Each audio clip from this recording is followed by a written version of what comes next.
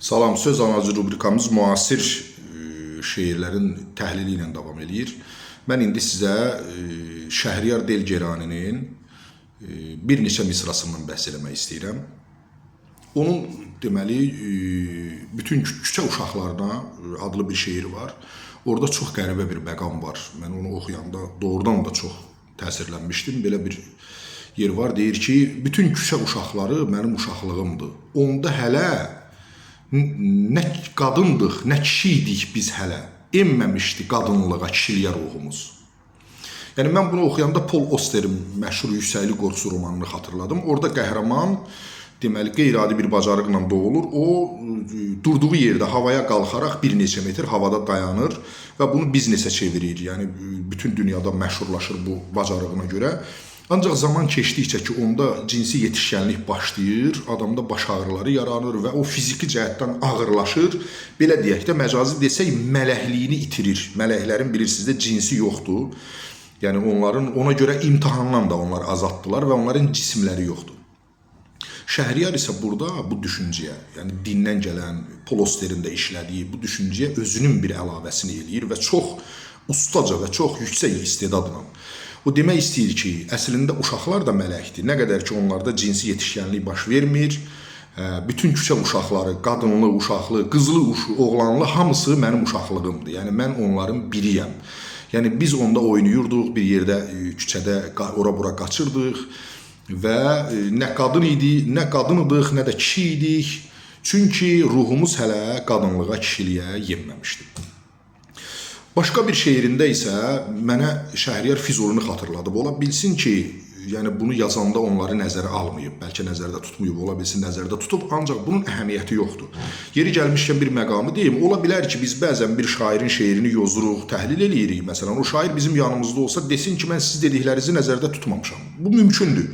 Ancaq o nəzərdə tutmayıb, o demək deyil ki, həmin mətləbə işarə vurmur. Bu şuur altından da gələ bilər. Şair özü hiss eləmədən də harasa göndərmə eləyə bilər. Şəxsən bu mənim öz yaradıcılığımda mənim başıma gəlib. Məsələn, hansısa hekayəmi, şeirimi elə təhlil eləyib, yozub, elə qiymətləndiriblər ki, mən qətiyyən o vaxtı düşünməmişəm. Ancaq təhlildən sonra görmüşəm ki, bu həm də belədir. Çünki yaxşı oxucu, yaxşı tənqidçi həm də bir balaca falçıya bənzəyir. O insanın, daha dəqiq desək, psixoloqa bənzəyir. O sənin şuuraltını oxuyur. Yəni sənin hətta düşünmədiklərini, instinktiv düşünüb həyata keçirdiklərini oxuyur. Yəni bu mənada Şəhriyar bunu nəzərə alsa da, almasa da Füzuliyə bir göndərmə var burada. Deyir, qollarım sənə qalxıb, endir bu minarəni. Burada deməli, gücləndirici ifadəsi var. Bu daha çox salamdan gəlir Şəhriyara. Ancaq o salamı tam təkrarlayaraq onu yazmır. Yəni elə bil ondan bəhrələnir, özünün ahənginə onu otuzdura bilir. Yəni yeri gəlmişkən deyim, Şəhriyar son illər yazan şairlər içərisində özünün intonasiyasını formalaşdıran nadir şairlərdən biridir. Qollarım sənə qalxıb, endir bu minarəni. Söhbət o təkbir gətirəndə əllərin qalxmasından və onun minarəyə bənzəməsindən gedir. Yəni endir bu minarəni, məni öz arzularıma çatdır, axır ki bu minarələri aşağı endirim. Yəni səndən diləyimi diləyib arzuma çatım. Və bu mənə avtomatik olaraq göylərə açılmasın əllər ki damanındadır. Bu misranı yadıma saldı. Yəni burada birbaşa intertekstuallıq yoxdur, asosiativ əlaqə var. Yəni estetika qohumluğu var. Füzulidən bəhrələnmə var. Eyni zamanda Şəhriyarın başqa bir şeyi, bu artıq açıq göndərmə var burada, intertekstual bir mətləb var.